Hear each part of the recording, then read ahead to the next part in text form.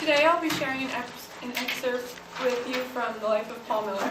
If you don't know who Paul is, he's the older janitor who usually hangs out around the gym in the Longacre Commons. His primary job is to set up for games and clean up afterward. He takes great pride in his job and loves when students acknowledge him, so if you see him around, say hi. I'm going to share an excerpt from our interview about his life. He was born in Dublin, Pennsylvania, and he had a pretty hard life growing up, and so I'm just going to share a little part of it.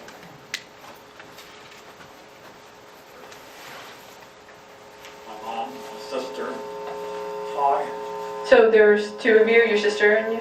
Well, I was the youngest of seven. Wow! Four of them died when they were babies, just they were too old. They had yellow jaundice. But with the dad in the late 20s and 30s. What's that? I don't know what that is. I'm not sure what it is. Okay. But there are some that are born then. Oh, okay.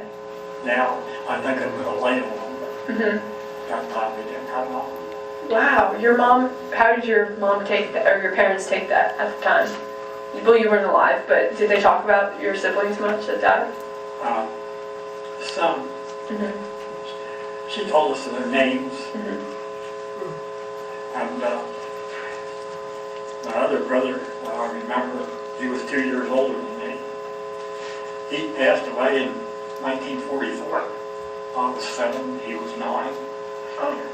They thought he had appendicitis, they opened up and closed him up right away. Here he had sarcoma, or the same as cancer, now. Oh my goodness, your family is so... Okay. So he was raised by his mom because when he was 2, his dad died of tuberculosis because he worked in feed mills, and he got sick in January and died. No, he got sick in September and died in January. So it was pretty quick. Okay, I have a few pictures.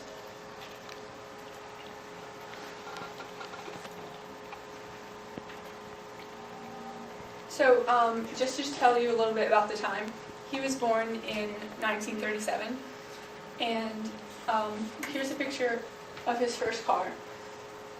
It's a 1951 Plymouth, and he loved it. And he tried to get his grandparents to help him pay for it because he couldn't afford it, but his grandparents said no right away, and he's resented them forever, so he didn't really forgive them. But his sister helped him pay for it. And another way to help you understand more about the time, he lived on Maple Street, if any of you know where that is in Dublin. It was all farms back then, but now it's not at all. But his house, he found a receipt for his house, and his dad bought it during the Depression, and it cost $2,000. And now here's a house for sale on Maple Street. It was 2 stories, just like his was, on a pretty decent piece of land. And it's obviously a lot more. It was practically the same house. So I'm just letting you know how the time changed. And yeah, that's it. Okay.